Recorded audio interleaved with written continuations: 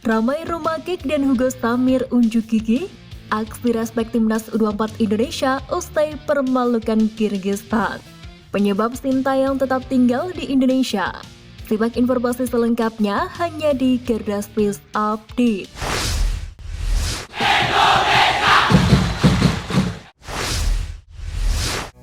Timnas U24 Indonesia berhasil mempermalukan Kirgistan U24 dalam laga perdana penyisihan grup F Asian Games 2022. Sempat kesulitan di babak pertama, skuad Ahsan Indra Syafri mampu mencetak gol di babak kedua lewat kaki Ramai Romakik dan Hugo Samir. Kemenangan 2-0 tersebut membuat Garuda Muda berbagi posisi dua besar lantaran Korea Utara juga mampu mempermalukan Taiwan dengan skor yang sama. Di lain sisi, hasil tersebut memuluskan langkah timnas U24 Indonesia untuk lolos ke babak besar. Di pertandingan kedua sendiri, Rizky Ridho dan kawan-kawan akan berjumpa Taiwan. Bermain dengan skuad seadanya, Indra Syafri tampak kesulitan menentukan pemain terbaik di laga kontra Kirgistan. Terbukti beberapa pergantian pemain tidak menempati posisi aslinya terjadi pada laga tersebut. Meski begitu, sang pencetak gol yakni Ramai Romakik berhasil membayar kepercayaan usai kembali dipanggil skuad Garuda Muda. Catatan satu golnya menjadi bukti talenta asal Papua tersebut masih memiliki kualitas.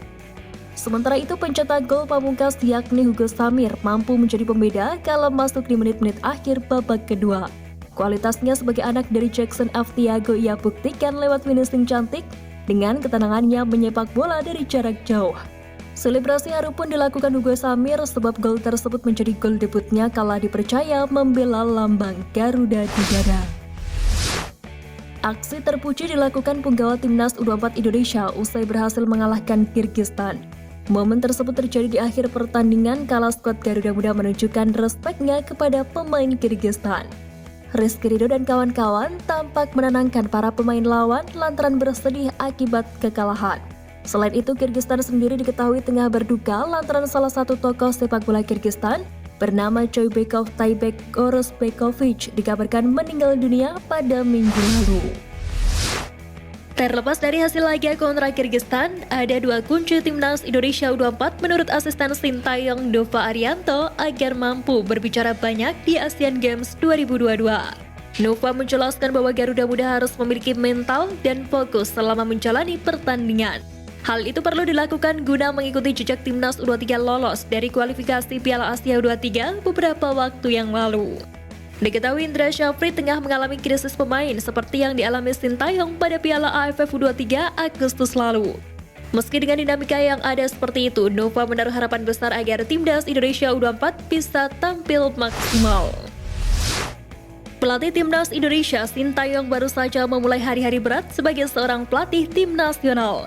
Hanya dalam waktu kurang lebih dari 1 bulan, pelatih asal Korea Selatan itu harus melakoni 3 ajang sekaligus, yakni Piala AFF U23, FIFA Matchday, dan kualifikasi Piala Asia U23. Kendati demikian, Sintayong mampu menorehkan hasil apik di ketiga event tersebut. Menariknya, setelah membawa Indonesia lolos putaran final Piala Asia U23 2024, Sintayong tidak lantas pulang ke negaranya yakni Korea Selatan untuk berlibur sejenak. Sontak hal tersebut memunculkan spekulasi bahwa Sintayong akan membantu Indra Syafri di Asian Games. Namun tak sedikit yang beranggapan bahwa Sintayong memilih bertahan di Indonesia untuk memantau pemain-pemain di Liga 1 2023-2024. Sebab timnas Indonesia akan tampil di kualifikasi Piala Dunia 2026 kontra Brunei Darussalam pada Oktober nanti. Jawaban menggelitik dilontarkan bek timnas Indonesia Asnawi Mangkualam kala mendapati pertanyaan dalam suatu podcast bola tanah air. Asnawi menyebut hanya Jordi Amat dari punggawa Garuda saat ini yang potensial menjadi pelatih. Pasalnya, pemain keturunan tersebut telah kenyang pengalaman selama di Eropa. Sementara itu, untuk pemain timnas Indonesia lain yakni Sadil Ramdhani, Asnawi dengan tegas menepis adanya potensi untuk menjadi pelatih. Bagi Asnawi, Sadil lebih cocok menjadi pelawak. Sadil diketahui memang kerap menjadi penghibur para pemain timnas Indonesia. Dalam salah satu unggahan Instagram PSSI, dia bahkan percaya diri berjoget ria sambil memegang radio di dalam bus. Nasib sedih dialami bek keturunan Indonesia Elkan Bagot. Usai mencatatkan sejarah bersama timnas Indonesia U23 untuk kali pertama kali lolos ke Piala Asia U23 2024, Elkan Bagot masih kesulitan mendapatkan jam terbang bersama klubnya Ipswich Town. Dalam pertandingan terbaru, Elkan Bagot sekali lagi tidak termasuk dalam line-up Ipswich Town FC dalam kompetisi EFL Championship. Tidak hanya itu, nama Elkan Bagot juga tidak muncul dalam daftar pemain cadangan skuad The Tractor Boys. Prestasi gemilang Elkan Bagot membawa timnas Indonesia U23 lolos Piala Asia U23 2024 sepertinya belum mendapatkan penghargaan yang sesuai di klubnya. Padahal ia telah menciptakan sejarah dengan membantu Garuda Muda mencapai pencapaian luar biasa ini untuk pertama kalinya dalam sejarah. Timnas Indonesia U17 direncanakan menjalani 6 uji coba selama pemusatan latihan di Jerman sebagai persiapan untuk Piala Dunia U17 2023. Hal itu diketahui lewat rilis pada laman resmi PSSI dengan Borussia Mönchengladbach dan Borussia Dortmund yang akan menjadi tuan rumah selama tim menetap di Jerman. Diketahui agenda tersebut terjadi berkat hasil kolaborasi antara Bundesliga Internasional dan PSSI. Selain itu, pemusatan latihan juga untuk membangun hubungan yang erat antara Liga Sepak Bola Jerman dan PSSI. Setelah dua organisasi menandatangani nota kesepahaman pada Juni 2023.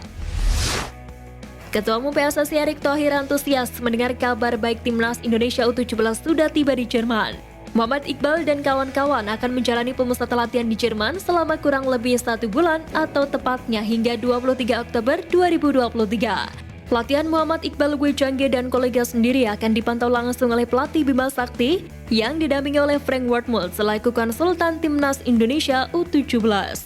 Erick Thohir menilai tes tersebut berguna untuk membantu tim dengan persaingan yang sangat tinggi. Pasalnya, timnas Indonesia U17 tak hanya akan mendapatkan pelatihan teknis, taktik, dan strategi, tetapi akan merasakan pula atmosfer kompetisi Bundesliga yang ketat. Akibat Afghanistan dan Suriah mundur, timnas Indonesia U24 diuntungkan di Asian Games 2022. Pasalnya, kedua negara tersebut sebelumnya tergabung dalam grup yang sama, yakni Grup C. Dengan tidak adanya peringkat 3 terbaik dari grup C, otomatis tinggal 5 grup yang memiliki peluang mengirimkan wakilnya ke 16 besar via jalur peringkat 3 terbaik. Peluang ini praktis menguntungkan timnas Indonesia U24. Sebab seapes-apesnya Garuda Muda pada akhirnya finish di peringkat 3, peluang mereka lolos ke babak 16 sangatlah besar.